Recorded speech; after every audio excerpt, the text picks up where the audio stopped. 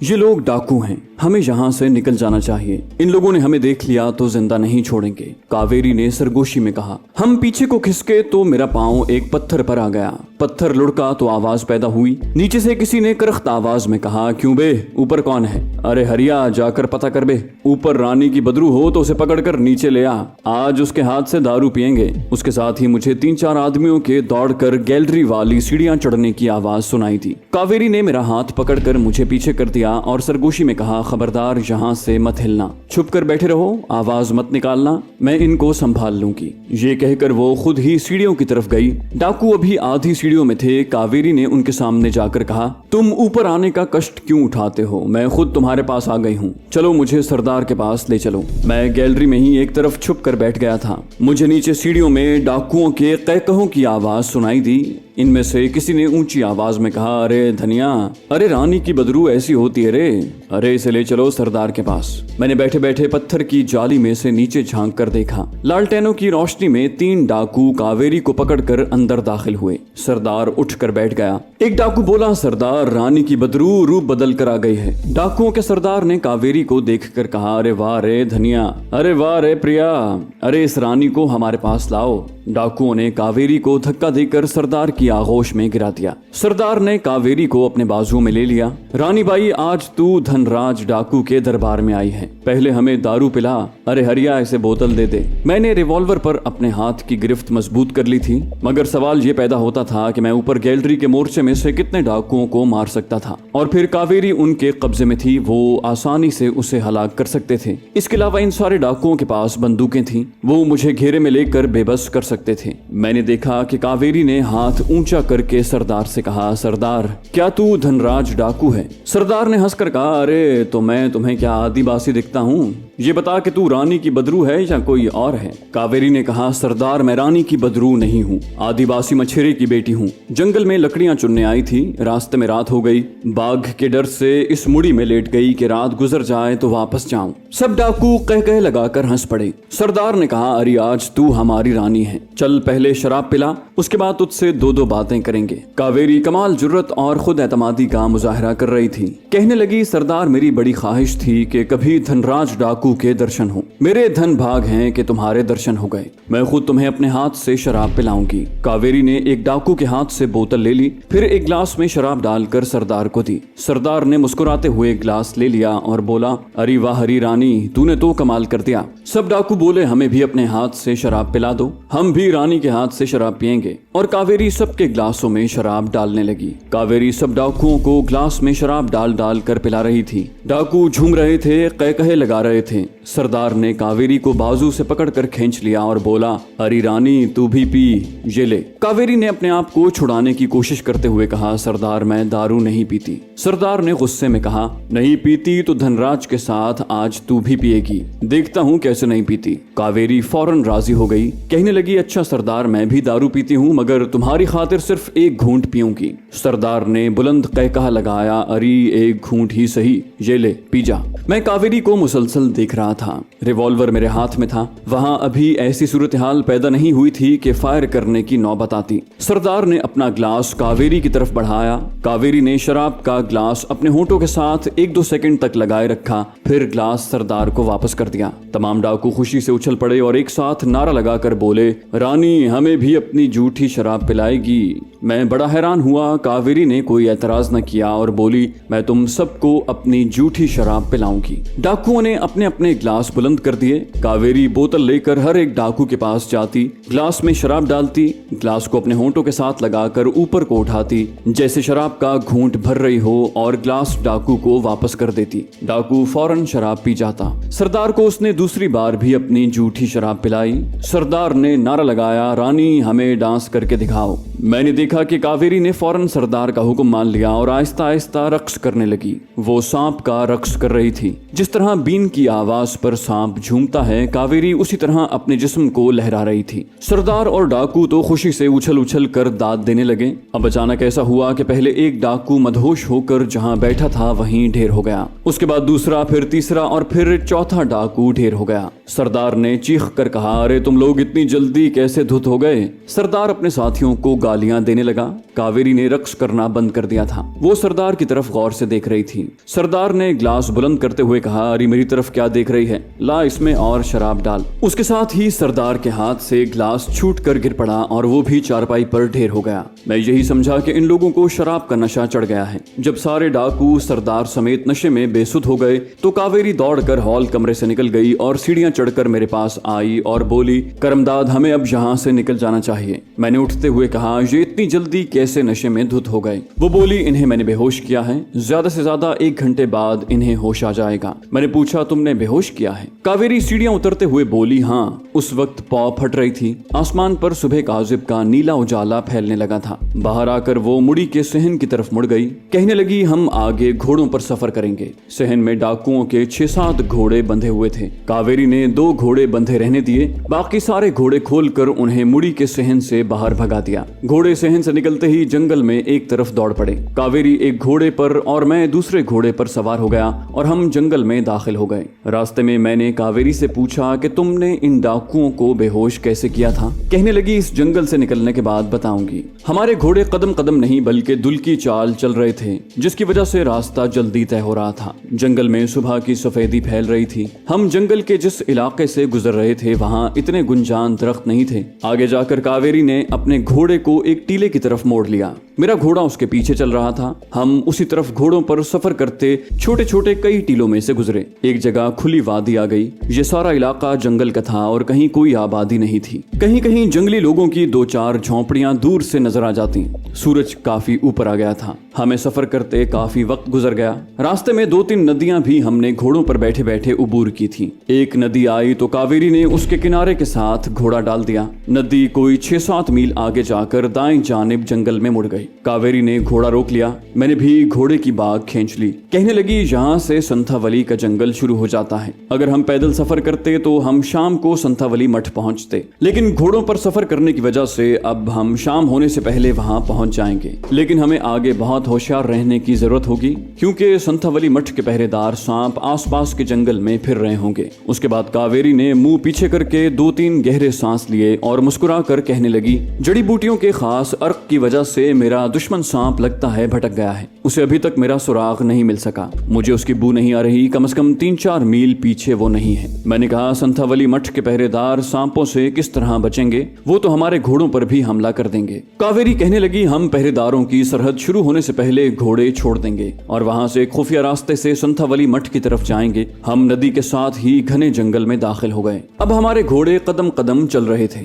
दरख्तों की शाखें जहां नीचे तक झुकी हुई होती वहां हमें झुक कर निकलना पड़ता। ये काफी घना जंगल था। मुझे प्यास भी लग रही थी और भूख भी महसूस हो रही थी। मैंने कावेरी से कहा, कावेरी क्या तुम्हें भूख प्यास नहीं लगती? वो बोली, क्यों नहीं लगती, फिक्र न करो, आगे जंगली फलों का एक जखीरा आता है, हम वहाँ कुछ खा पी लेंगे और आराम भी करेंगे। जंगली फलों का ये जखीरा 1 घंटा जंगल में सफर करने के बाद आया। हम घोड़ों से उतर गए। यहाँ केलों और जंगली बेरों के बेशुमार दरख्त थे। कावेरी नदी से जरा हटकर घास पर बैठ गई। घोड़ों को हमने खुला छोड़ दिया था ताकि वो भी घास और नदी के पानी से पेट भर लें। मैं कुछ बेर और जंगली केलों का एक गुच्छा तोड़ कर ले आया। हम दोनों केले और बेर खाने लगे। मैंने कावेरी से पूछा, मुझे बताओ कावेरी कि तुमने डाकुओं को बेहोश कैसे किया था? वो कहने लगी, मैं तुम्हें बता चुकी हूँ कि मेरा जन्म सपेरों के घर में हुआ था। मेरे माता पिता सपेरे और सपेरन थे। वो जब स्वर्गवास हो गए तो मुझे एक नाग मंदिर के पुजारी ने पाल पोस कर बड़ा किया। शुरू से ही सांपों के साथ मेरी बड़ी दोस्ती रही है। कई बार सांपों ने मुझे काटा, मगर पुजारी जी ने दवाई पिलाकर मुझे अच्छा कर दिया। मैं जवान हुई तो एक नाग मंदिर की नाग दासी बना दी गई। वहाँ महीने में एक बार नाग उत्सव यानी नाग मेला लगता था,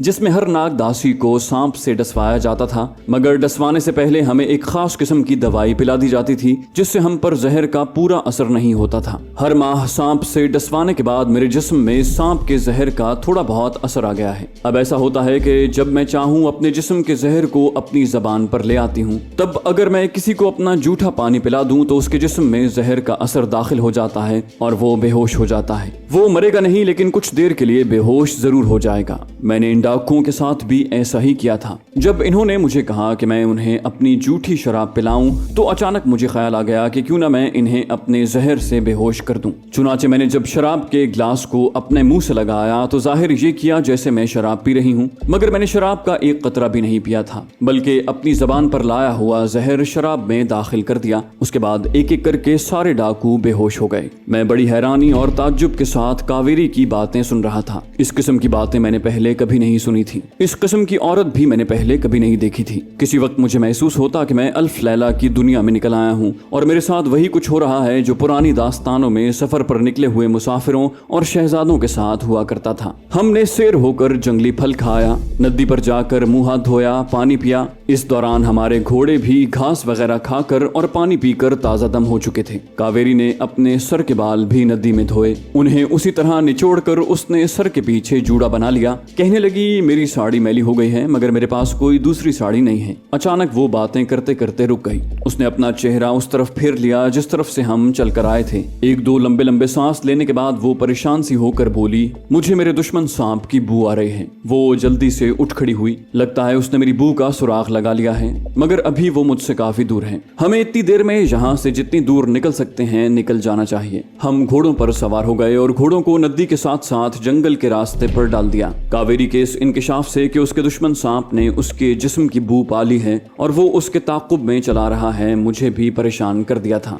मैं सोचने लगा कि कहीं मैं भी कावेरी के साथ ही न मारा जाऊं। मुझे अभी मरना नहीं था, जिंदा रहना था और अपनी बीवी जमीला को इस झंझट से निकाल कर पाकिस्तान ले जाना था। नदी के किनारे पर दरख्त नहीं थे। कावेरी घोड़े को तेज दौड़ा रही थी। मेरा घोड़ा भी उसके पीछे पीछे तेज दौड़ने लगा। कावेरी वाकई दुश्मन सांप की बू सूंघ कर घबरा गई थी। जितना तेज वो घोड़े को दौड़ा रही थी इतना तेज उसने सारा रास्ता घोड़े को नहीं दौड़ाया था। काफी आगे जाकर नदी जंगल में बाएं तरफ घूम गई, जहां कावेरी ने नदी का किनारा छोड़ दिया और एक पहाड़ी की तरफ रवाना हो गई। गुंजान दरख्त दूर दूर हो गए। जमीन ऐसी थी कि कहीं ऊंची हो जाती और कहीं नशेब आ जाता। सारी जमीन जंगली झाड़ियों से भरी हुई थी। उस वक्त आसमान पर बादल आना शुरू हो गए थे। सूरज के आगे बादलों का कोई टुकड़ा आ जाता तो धूप गायब हो जाती और हर तरफ साया सा छा जाता। हम पहाड़ी के साथ साथ जा रहे थे। कावेरी ने घोड़े को पहाड़ी पर डाल दिया। पहाड़ी की ढलान पर घोड़े कदम कदम चलने लगे। मैंने कावेरी को आवाज देकर कहा, इस पहाड़ी की दूसरी तरफ क्या है? उसने बुलंद आवाज में जवाब दिया, तुम खामोशी से मेरे पीछे पीछे चले आओ।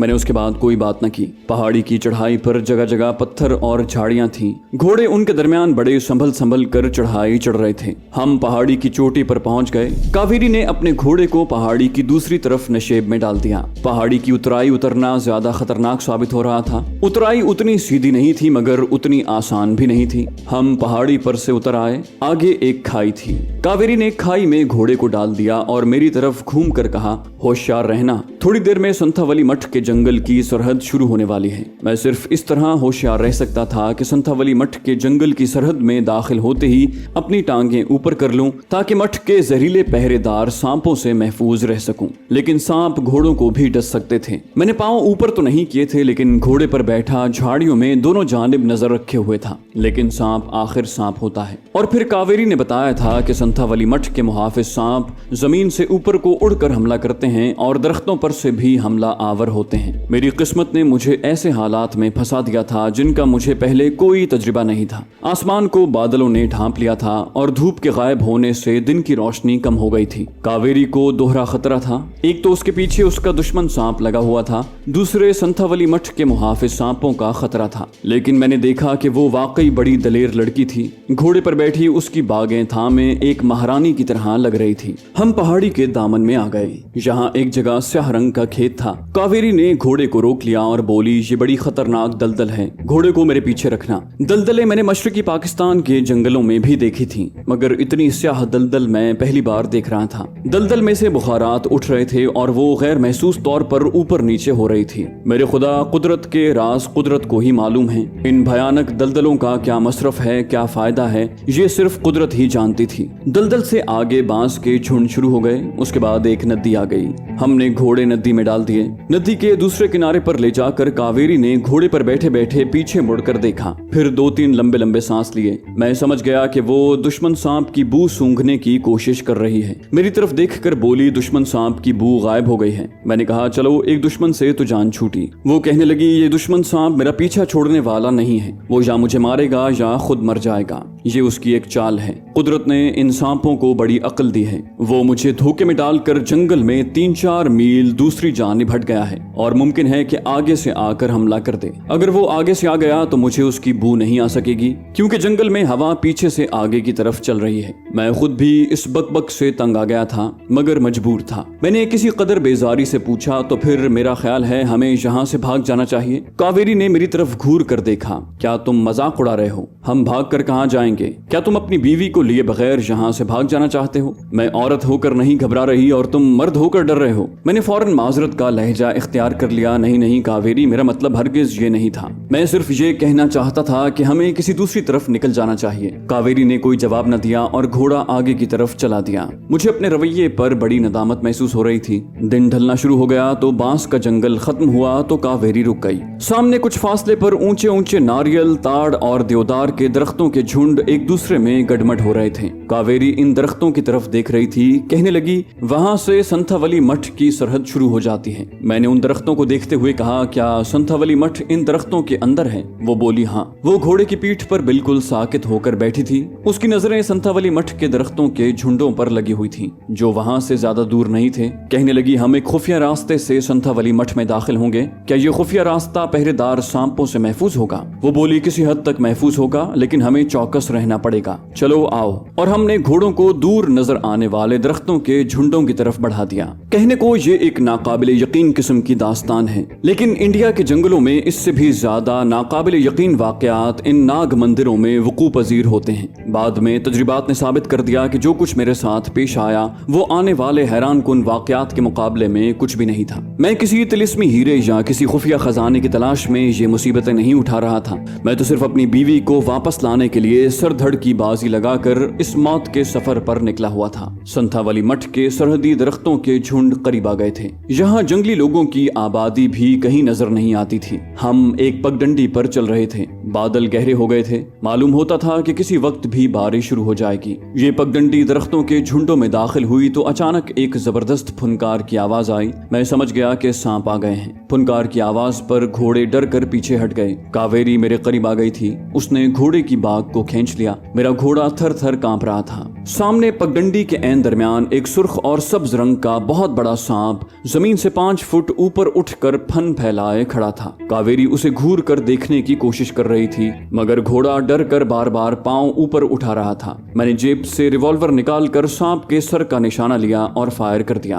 क्योंकि रिवॉल्वर के आगे साइलेंसर लगा हुआ था, इसलिए धमाके की आवाज ना आई, मगर फायर की आवाज जरूर आई। मेरा निशाना कमांडो ट्रेनिंग के दौरान में सबसे अच्छा हुआ करता था। रिवॉल्वर से निकली हुई गोली ने सांप के सर के परखचे उड़ा दिए। कावेरी ने चौंक कर मेरी तरफ देखा। ये पिस्तौल तुम्हारे पास कहां से आया? मैंने कहा, मैंने तुम्हें बताया नहीं था। रानी की मुड़ी में एक बेहोश डाकू के पास पड़ा था, मैंने उठा लिया। इस वक्त ये रिवॉल्वर बड़े काम आया है। कावेरी बोली, वाकई तुम ठीक कहते हो, वरना ये बड़ा सांप हम में से किसी को जिंदा न छोड़ता। मैंने उसे पूछा कि क्या ये वही सांप था जो उसके पीछे लगा हुआ है? कहने लगी, नहीं, जो सांप मेरा ताकुब कर रहा है उसका रंग स्याह है और उसकी गर्दन पर सुर्ख धारियां हैं। तुम भी याद रखना, अगर तुम्हें ऐसा सांप नजर पड़े तो उसे फौरन हलाक कर देना, जिस तरह तुमने इस सांप को मारा है। ये संथावली मठ का बड़ा मुहाफिज सांप था। वो दरख्तों का जायजा लेते हुए बोली, हमें दूसरी तरफ से इस जंगल में दाखिल हो जाना चाहिए। इस तरफ आ जाओ।